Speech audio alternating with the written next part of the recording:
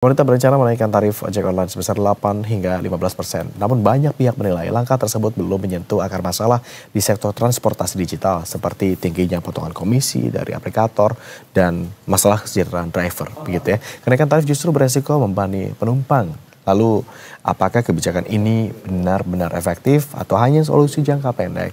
Kita akan berdiskusikan hal ini bersama dengan narasumber yang sudah terhubung secara virtual, yakni peneliti IDIAS Muhammad Anwar. Kita sapa langsung, selamat siang Mas Anwar, sehat?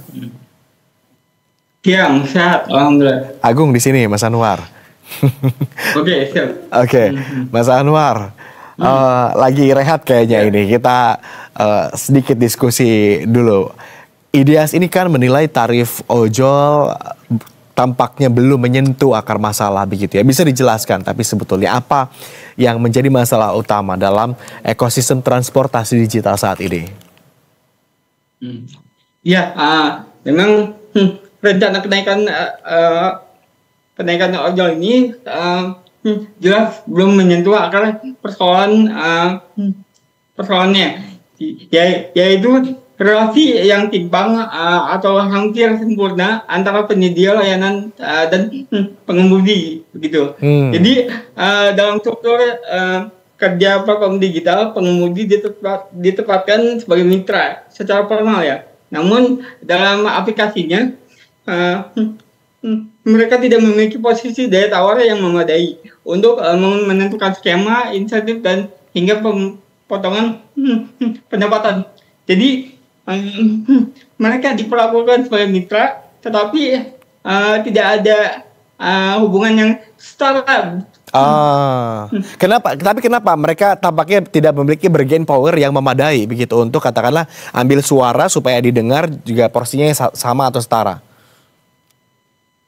Ya, memang secara regulasinya dibuat demikian ya. Jadi gini, bahwasanya permasalahan dalam ekosistem digital ini sangat kompleks dan banyak ya.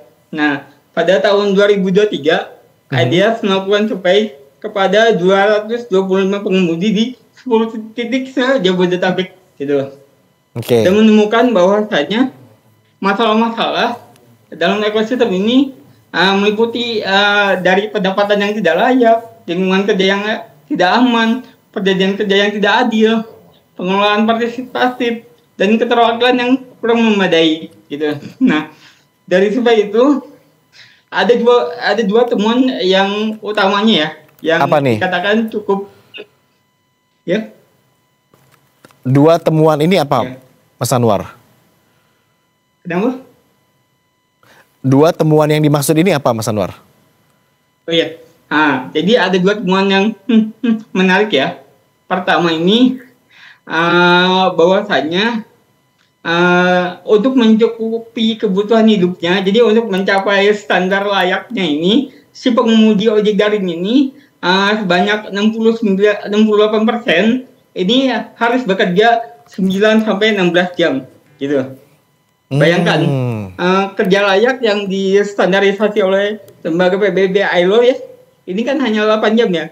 Ini rentang waktunya 9 sampai 16 jam per hari, hampir 2 kali lipat begitu.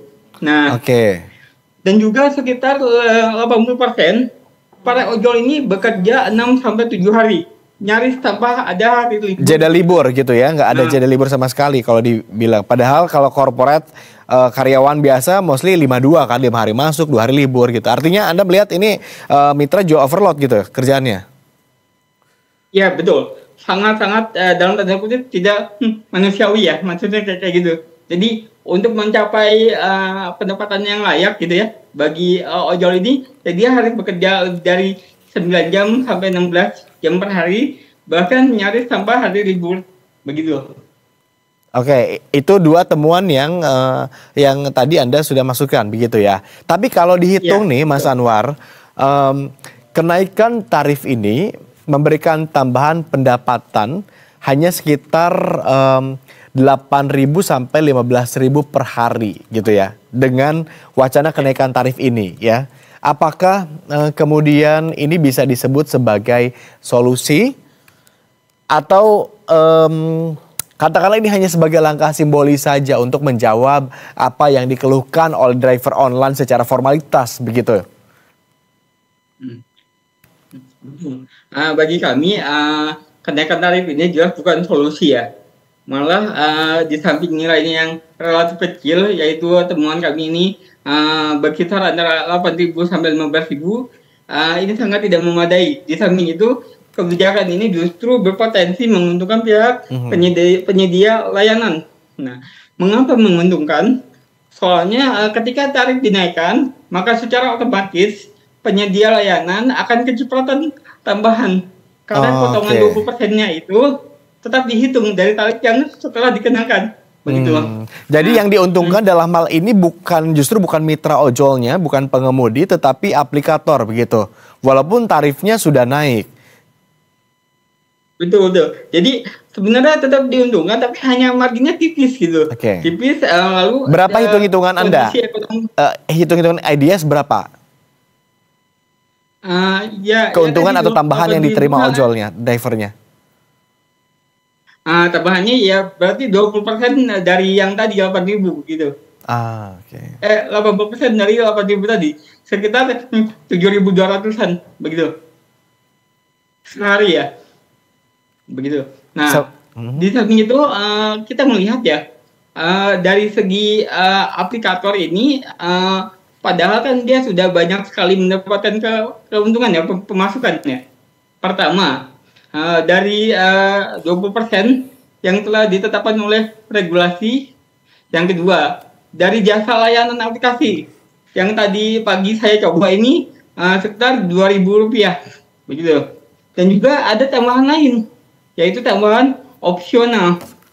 Tambahan seperti tambahan biaya ketika jam perpindahan tinggi ya, jam kerja gitu, jam pulang kerja, atau hujan atau malam hari gitu.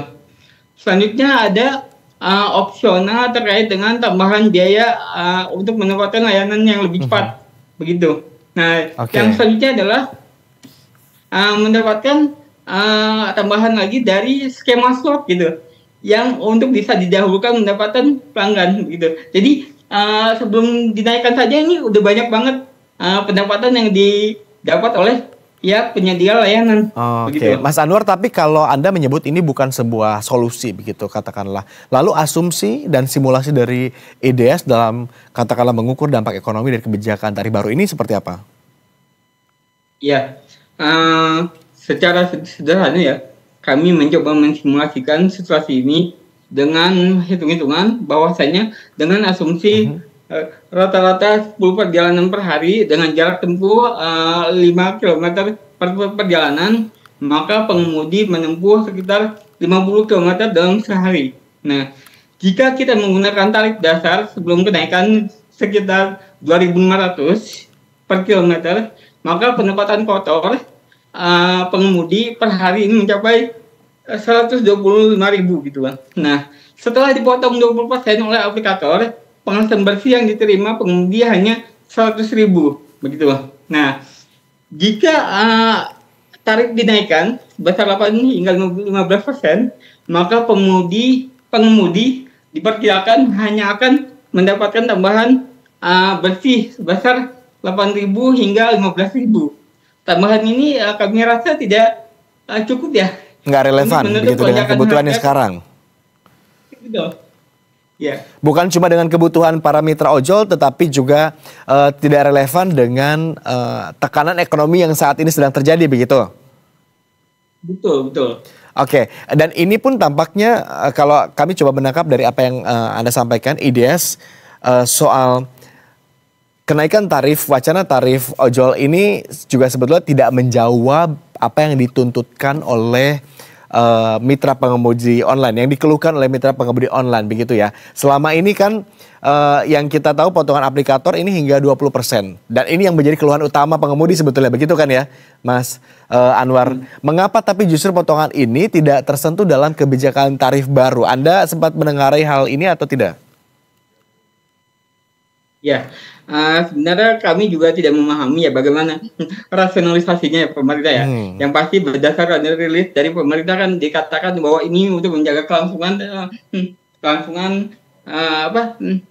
pengemudi begitu ya. Ya. Tapi ekosistem seperti apa yang akan dijaga gitu? Bila dengan kenaikan ini akan memberatkan pelanggan yang pada ujung-ujungnya membuat si pelanggan ini berpikir ulang untuk menggunakan aplikasi gitu. Dan pada ujungnya tidak jadi menggunakan aplikasi begitu. Oke, ini juga yang dikhawatirkan gitu ya. Akhirnya konsumen malah karena harganya naik, tarifnya naik, jadi ya udahlah cari alternatif moda transportasi lain gitu. Betul. Ini justru akhirnya bisa mengurangi juga pendapatan pengemudi ojek online gitu ya.